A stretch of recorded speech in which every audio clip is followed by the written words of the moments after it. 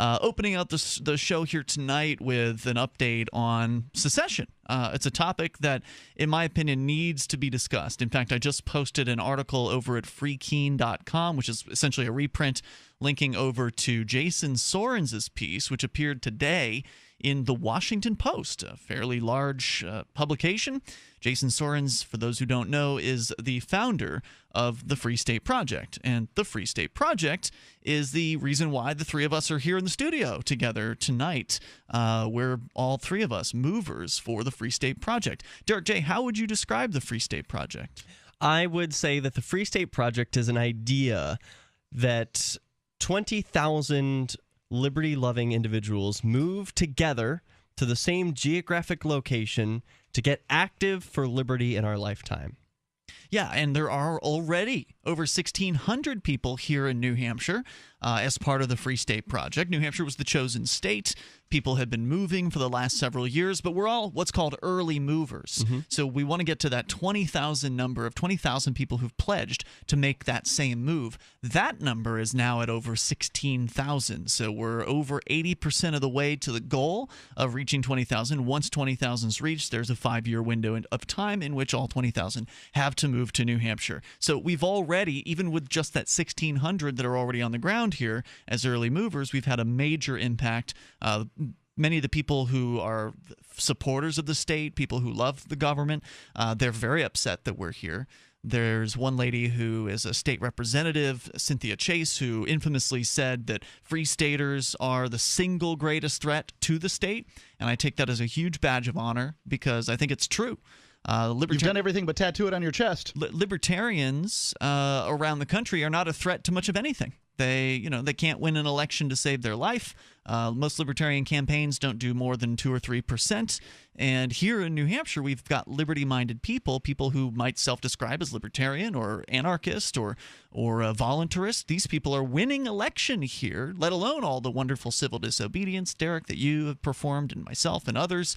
And the outreach projects that are going on here are just varied and numerous and wonderful. There's just so much happening. It's so exciting. Anyway, Jason Sorens, he's the founder of the Free State Project, and he wrote a piece for the Washington Post called "Where Scotland Failed, Could New Hampshire Succeed?" So we've been talking about secession over the last week. I would say secession's sort of been the majority topic here on Free Talk Live. It's hot with the Scottish secession scene. And will what happened in Scotland help amp up some local secession activities and goings on? I sure hope so.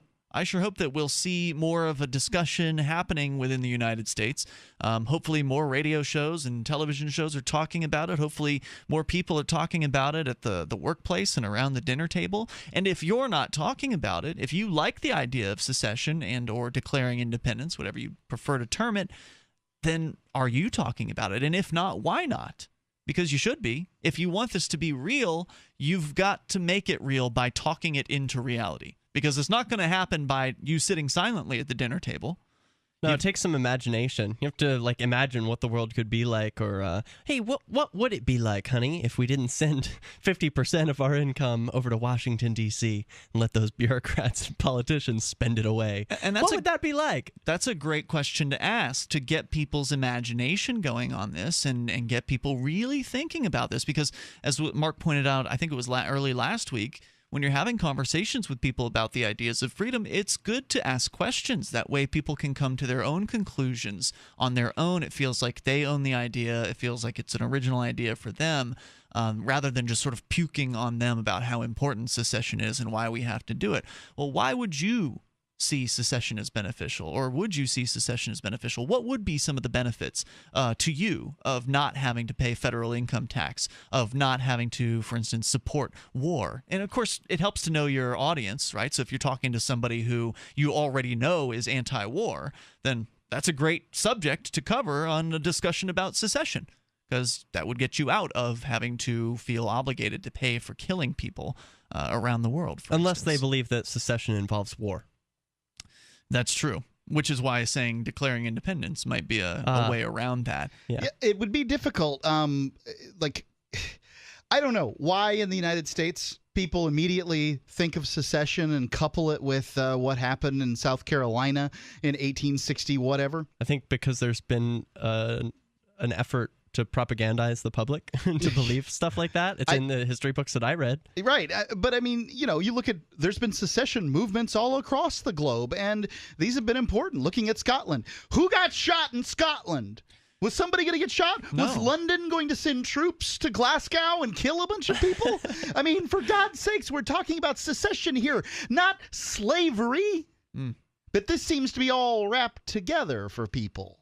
Yeah, I wonder about that. I mean, I know that's one of the most common objections to the idea of secession here in the United States is, oh, well, that was decided back in the 1800s. We can't do that. They'll kill us. Well, it is one of the things that people relate to an abusive partner. Like if you try and leave, they might beat you. They might come after you, right? Wisely. So I understand. But I wonder if that's what the people who were supporting secession in Scotland, were they dealing with that objection there? Did people there worry that the UK was going to send in troops? I never heard that. One thing I heard was oftentimes from the Democrat side, the liberal side, you'd hear the derailing of the conversation by saying, a lot of these states that want to secede, they actually are tax negative with the federal government. They receive more money from income taxes than they lose. And okay, what does that have to do with the conversation? So does that mean if they were tax positive that they would be their secession would then be relevant? Because it's irrelevant because the people that want to secede may receive benefits, I'm using quotation marks, from the government. I don't really know what point you're trying to make. Are you saying they're shooting themselves in the foot? Fine. It's not like it's your money they're taking because likely you're not paying income tax anyway because the vast majority of a good percentage of Americans don't. Another good reason to secede might be that the police would be less militarized, considering that the federal government is sending military equipment to police departments and now apparently police departments of schools.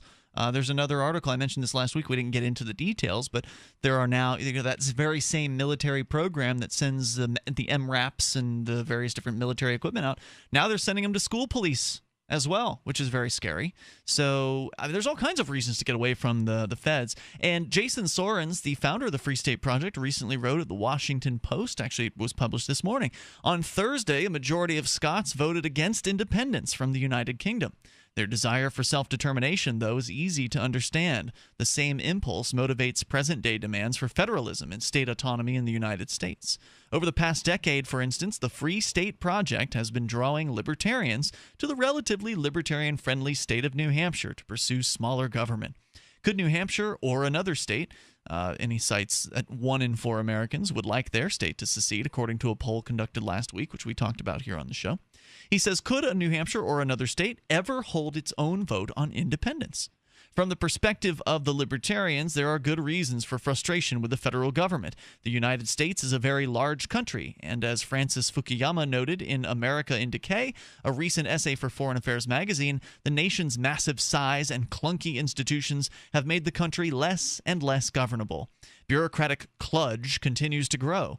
The number of pages in the Federal Register, one indicator of regulatory burden, had grown to over 80,000 in 2013. Hey, what page are you guys on? You guys are working through that, right? I'm not going to read that crap. No? No. I have no obligation to read their silly little rules. The cop who was actually testifying against me in the trial I was on last week, which we haven't really talked about at all on Free Talk Live yet. I haven't gotten around to posting the video, but afterwards, and I think this may have been captured on the video, like right after the trial, he says something to me about how I should read all of the New Hampshire RSAs, the New Hampshire statutes, and I said, come on. Not even you have read all of the New Hampshire RSAs, have you? And he admitted that he hadn't done that. Fire that man. For God's sake, a police officer that tells you that you should read the RSAs that hasn't read the RSAs, I mean, like the least thing that should happen to him is that he should get his pink slip in the mail tomorrow. I mean, what kind of advice is this? It was pretty ridiculous. You know what? You should read the laws if you're not going to follow them, is what he's going to say. Yeah. I do what I'm told because I'm a lockstep, authoritarian. Good Lord. Yeah, it was pretty disgusting. By the way, no verdict in that case yet. I'm still waiting to find out whether or not the judge is considering me guilty. It was 2 charges of basically identity fraud. Those were sort of it's not the exact name of the charge, like unsworn falsifications was one of them, and prohibitions was another one. I'm facing 2 years in jail. So we'll find out what happens hopefully sooner rather than later. I'd really rather get the verdict tomorrow rather than have to wait another few weeks to figure it out. More coming up here in moments. We'll tell you more about secession. Could New Hampshire do it next? Back to the story on secession. The founder of the Free State Project, Jason Sorens, writing over at the Washington Post, talking about how the government's so big, it's so clunky, it's the country's less and less governable as a result of that, and points out that the number of pages in the Federal Register has grown to over 80,000 in 2013, which is a quadrupling over the 1970 figure. The United States Economic Freedom Ranking in the world has fallen from 2nd in the year 2000 to 19th in 2011. That's a really big, I mean, when there was a time in our lives that we might have been able to say the United States is the freest country on earth.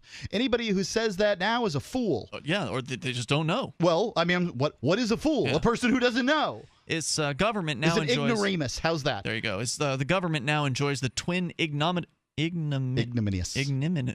Wow. Ignominies of incarcerating. No, there's no T at the end there. Okay. Of incarcerating and shooting dead more of its own citizens per capita than any other industrialized country by far, even though its violent crime rate is not much above average. We're number 1. Yeah, well, there's something you're number 1 at.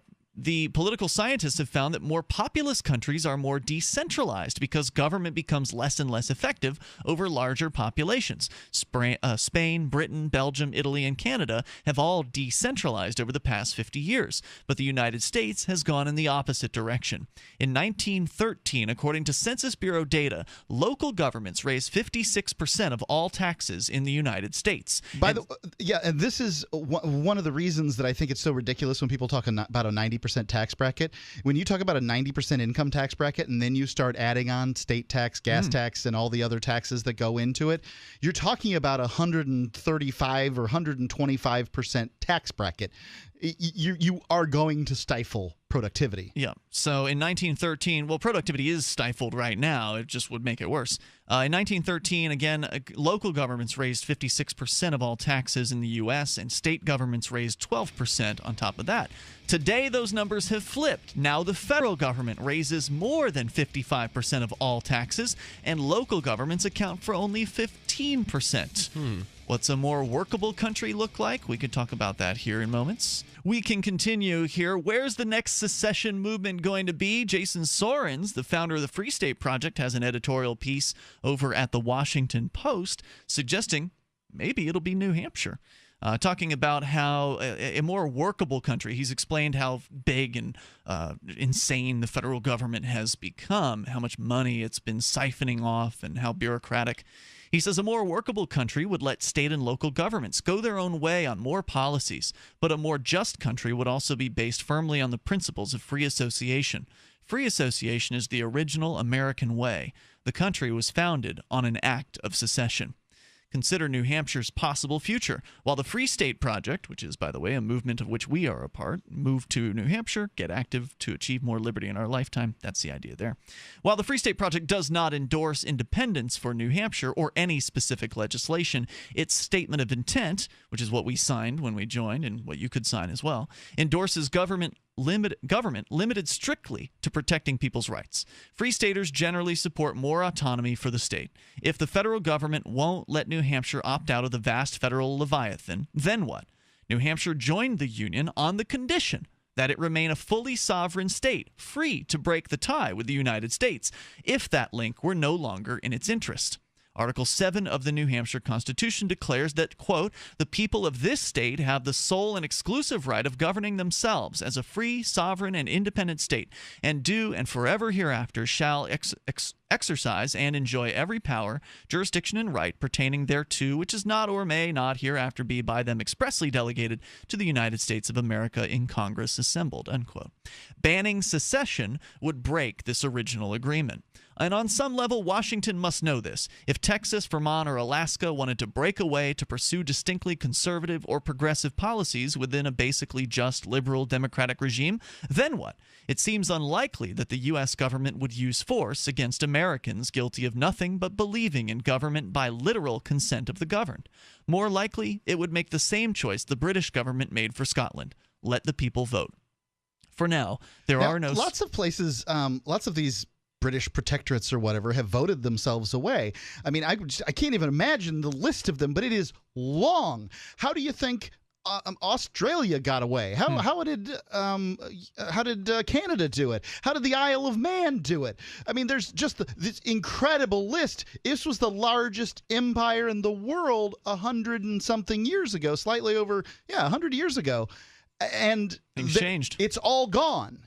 So the idea that secession is somehow, a death trap where we're all going to get blown up by the government, that's crazy. Unless you think that Washington, D.C. is full of kill-crazy, bloodthirsty maniacs, like I do, then you're a coward because you don't want to leave.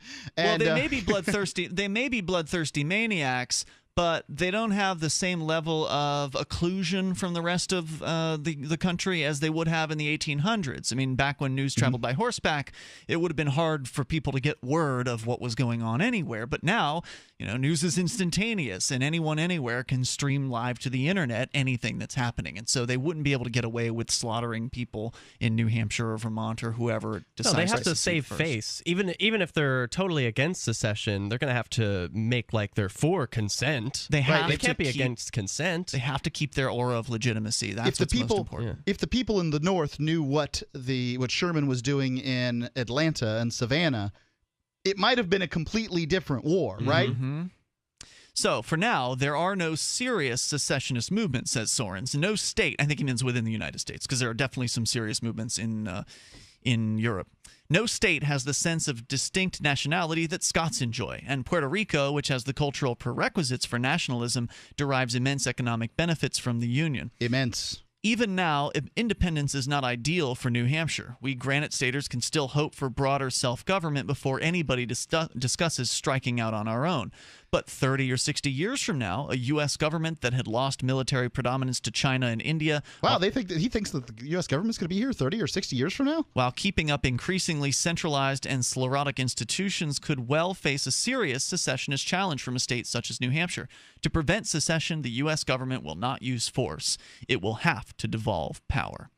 So I don't agree with Sorens, but he's certainly entitled to his opinion. He doesn't think that it's time for secession in New Hampshire. I think no time's better than the present than to talk about secession. Obviously, it's not going to come to a vote anytime soon. But I'd like to see that vote happen sooner than 30 years.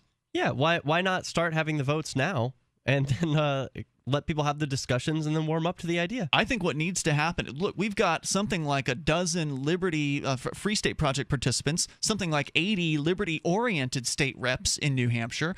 One of these guys needs to put up a secession bill. Mm-hmm. It hasn't been done yet. Throw the idea on the table officially to get the conversation started here. And I'm not running for state rep this year, but if I were elected, I'd do something like that. And hopefully, one of the Liberty folks will decide to throw that out on the table. I think that would make for big news. It would garner headlines. New Hampshire considering secession. Free Talk Live, 7 nights a week from 7 to 10 Eastern, live on the Liberty Radio Network at LRN.FM.